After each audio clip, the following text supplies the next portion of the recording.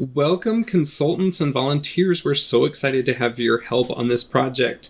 So the Community Reconstitution Project in this video will be focusing on the Malta, Idaho community, but will easily be applicable to other communities across the United States and hopefully the world. So the goal that we are trying to do here is to make sure that all who have passed through this tiny town of Malta is in the family tree. And so this video is going to be a brief overview of the steps of each sub-project, and detailed examples of and how-to videos, etc. are going to be on this channel in the future as we need them and are training on them. So the best way to tackle a project this large is to focus on three main collections: the census records, the cemetery records, and the yearbooks for this community. So I'd just like to remind us of the sensitive nature of privacy throughout all of the family history that we do. Since we are branching out of our own personal family trees, we do have to respect the privacy of all involved. These are general public records, yet the work on family tree is never to step on anyone's toes. So please know that as I'm presenting this video in a shotgun approach, make sure that you on your committees and in your own personal research are taking into consideration people's privacy. The first project is the census project. And this is where we are going to take every single census that has been taken here in the community of Malta, and we're going to go line by line, name by name, and make sure that they are in the family tree. So step one is to list. We are going to list out everyone that is missing from the family tree so that we can create a database or a worksheet to work from. We are organizing ourselves through Google Chrome. So in Google Chrome, we have created a Malta Family History account.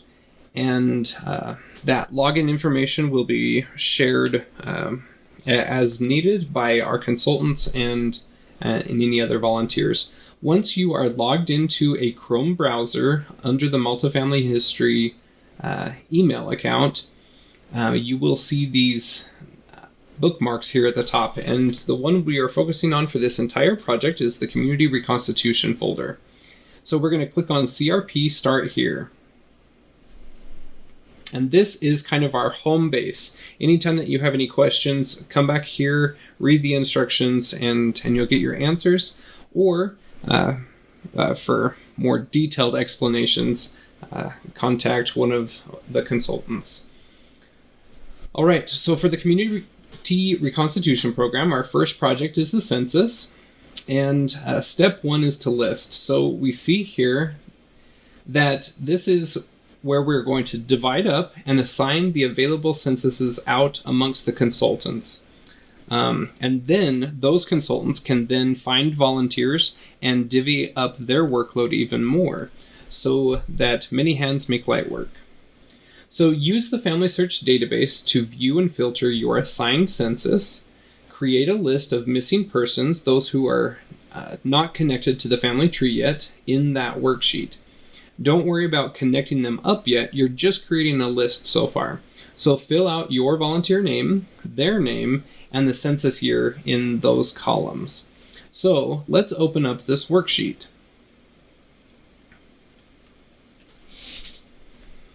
Let's zoom in just a little bit.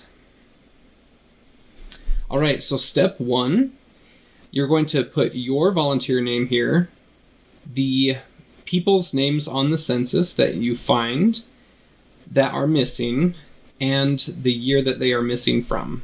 So let's go back to the Community Reconstitution worksheet, and let's open up the Family Search database. So I've already created this link as a filtered view of all of the people on a Malta census. As you can see here in the events, they all say Malta. But they are not filtered by year yet. So we are going to click on Collections, come down here to censuses, and then we can filter by a census year. So going back to the worksheet, let's take a look at the assignments here. So Darlene is in charge of the 1840, the 1910, and the 1940 censuses. So let's look at 1840. Well, no, let's look at 1910 first. So the 1910 census, we're going to come back here, and we're going to select the 1910 census and filter these results. And you can see now that the residents listed on all of these is now 1910 in Malta. So here's the brief overview. Again, more detailed instructions are in a different video. But what we are doing is looking over here in the far right column, and we are looking for pedigree icons. Everybody that has a pedigree icon is connected to the family tree, and so we are going to skip that name. So we are going to scroll down until we find pedigree icons that are missing. I'm going to toggle this so that the number of results on each page is 100 people. Here it's just a short list, and I want to get that longer. So now we can scroll through 100 different results at a time. And again, we're looking for anybody that's missing that pedigree icon. Everybody's connected so far. As soon as this is done spinning, you know that it's the new page. All right, keep on scrolling, and we found our first one. So Lawrence Manny is missing a pedigree icon, and so we are going to go ahead and put him in that list. So I'm going to put my name, even though this is assigned to Darlene. And Manny Lawrence. Make sure I spelled that right. I didn't memorize it right off the bat. Lawrence with a U, Manny, E-N-E-Y. All right, and we can go ahead and correct that later if we need to. And that is in the 1910 census. So that's it for step 1: the volunteer name, the name of the person on the census, last name, comma, first name, and which census they are missing from.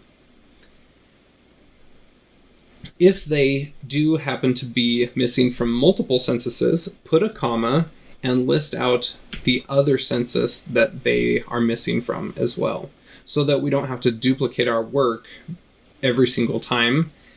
As we are going through and adding these people into Family Tree, this will help us not duplicate our work.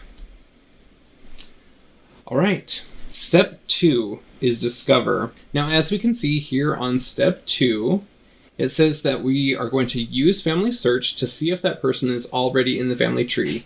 If yes, copy and paste their PID to the worksheet. If not, add them manually as a new individual. But do not do this for living persons.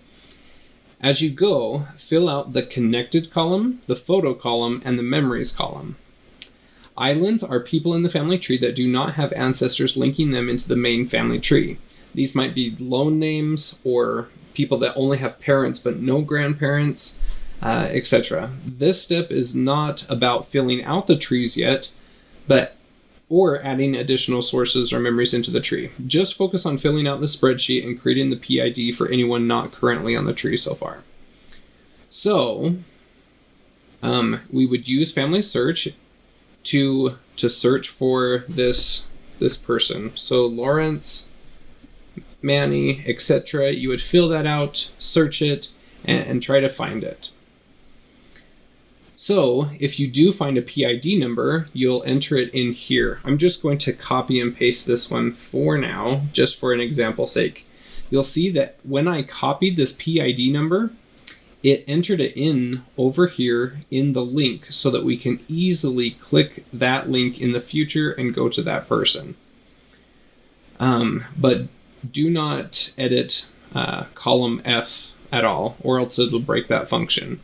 But anything that you enter here will come up in the URL here for use later.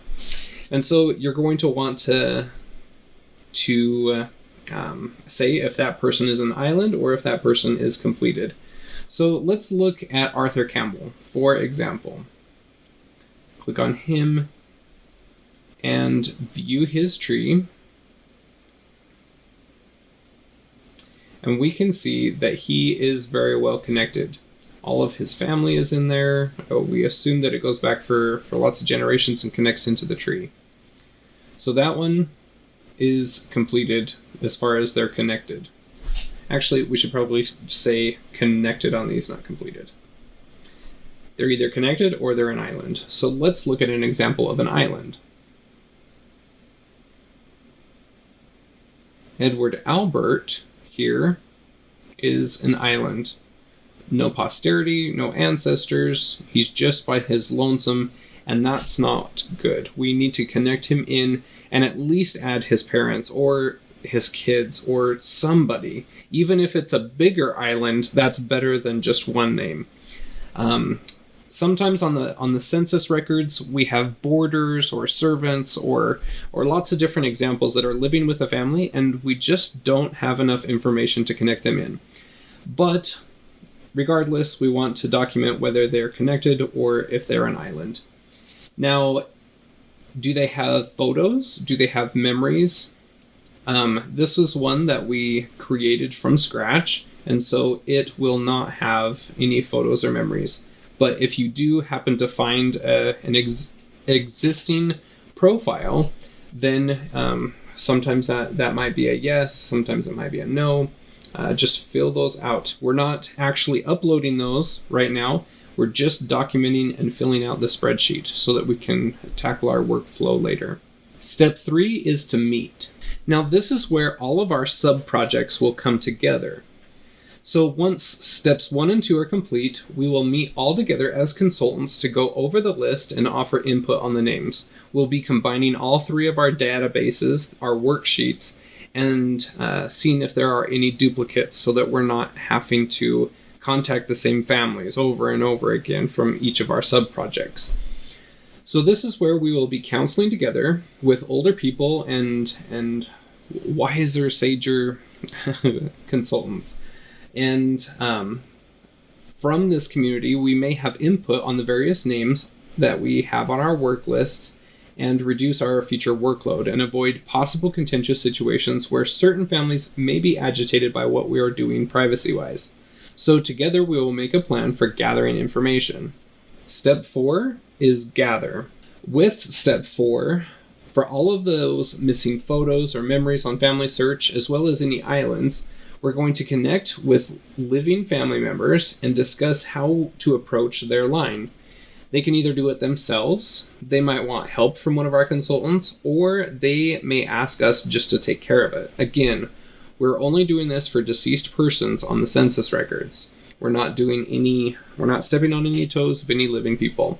But the number one priority is to get the families involved in family history work and not just do it for them. But especially if there's people that don't live around here anymore, we don't know how to contact the family, etc., we can just go ahead and do that for them. And for step 4, we will be using these columns here.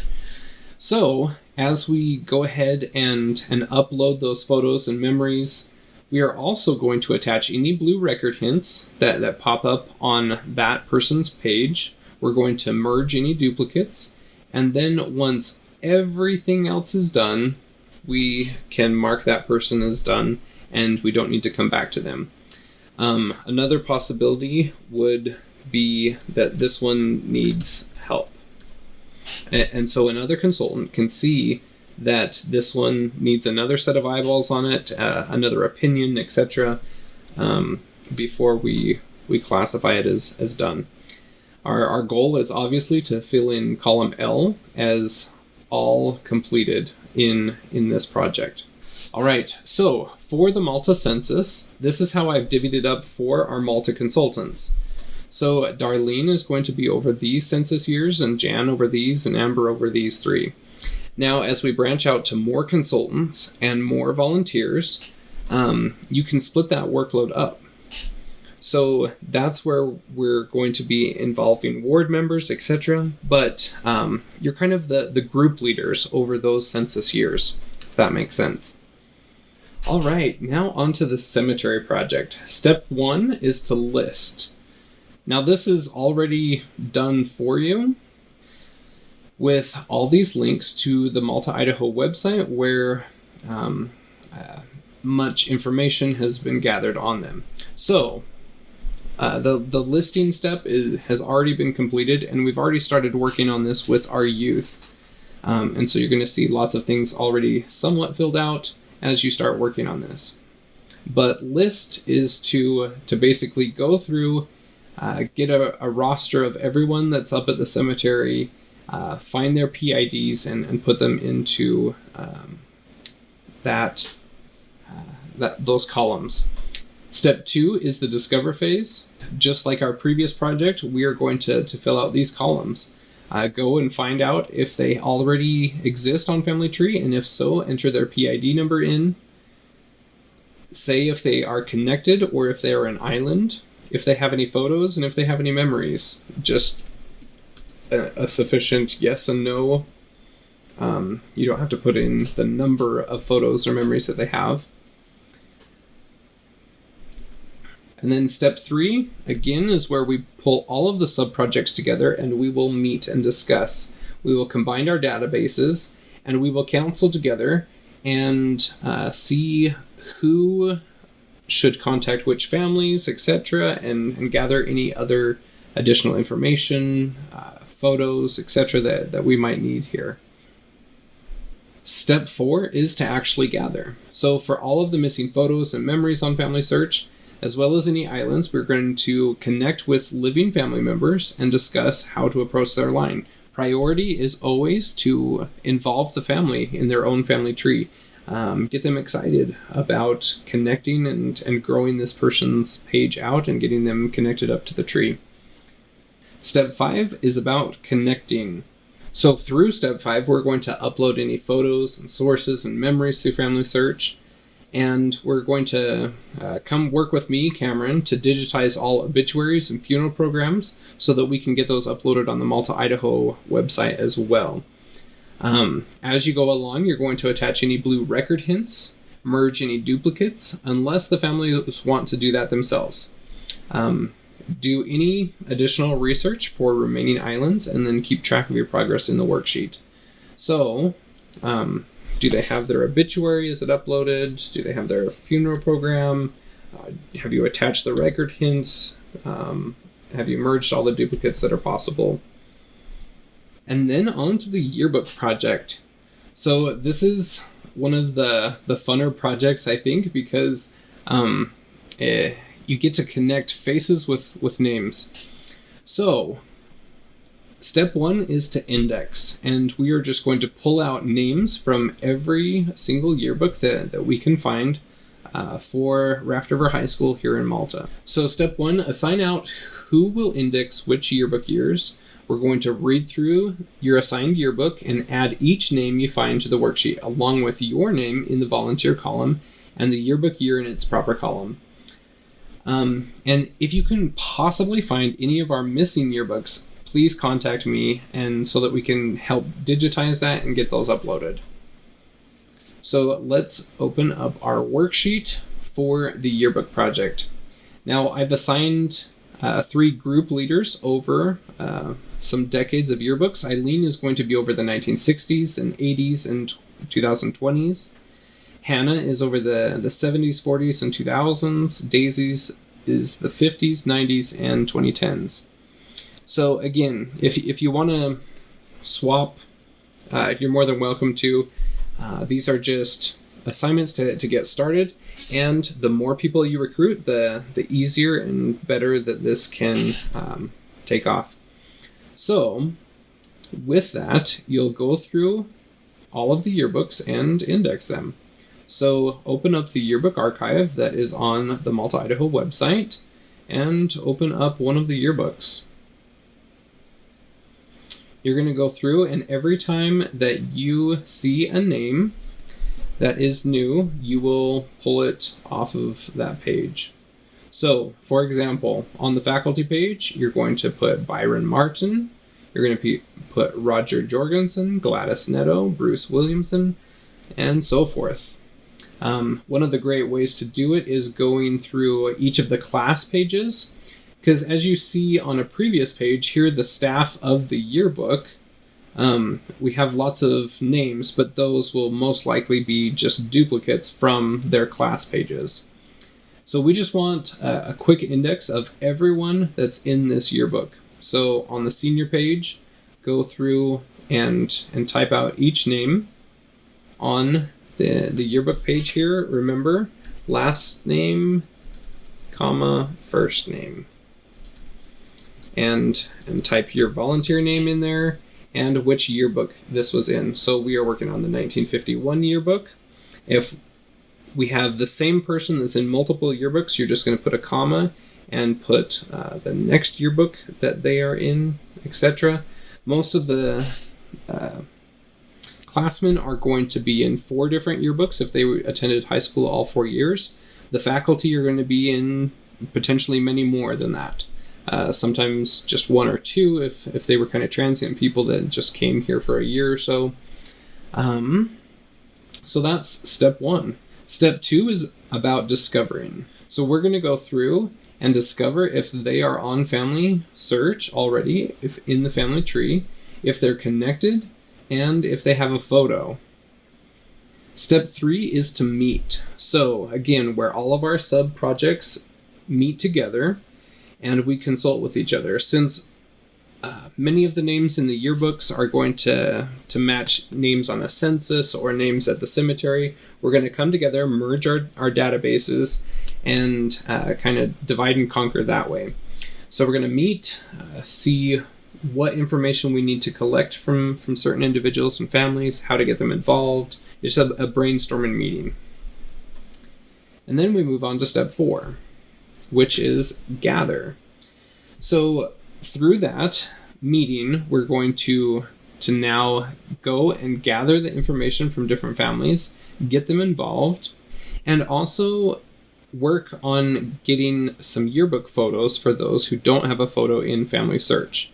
Again, we're only going to do this for deceased people and only when we believe that we're not stepping on anyone's toes. We need to respect people's privacy. So, I'll have a different tutorial how to do it with Photoshop, how to do it with Microsoft Paint, etc. How to take some of these photos from the yearbooks and gather those into a folder. We're not going to connect them yet in step 4, but we are going to do that in step 5. So step 5 is connect. This is the fun part.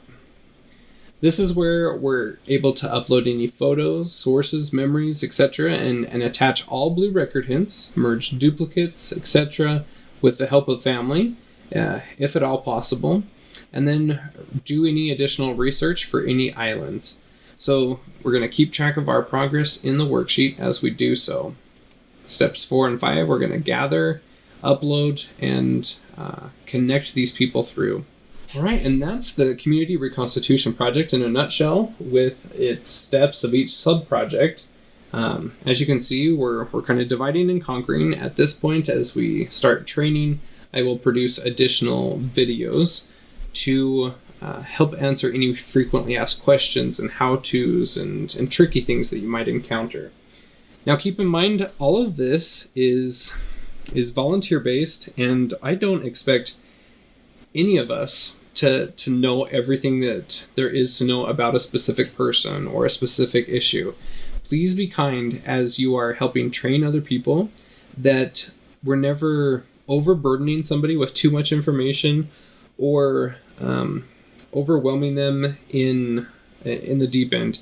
If they need specific help on a computer, how to work Google Docs or Google Sheets, etc., please take the time to teach them, and so that they can learn and grow and get familiar, and so that this isn't inhibiting, that this inspires and helps foster future volunteering efforts for community reconstitution projects.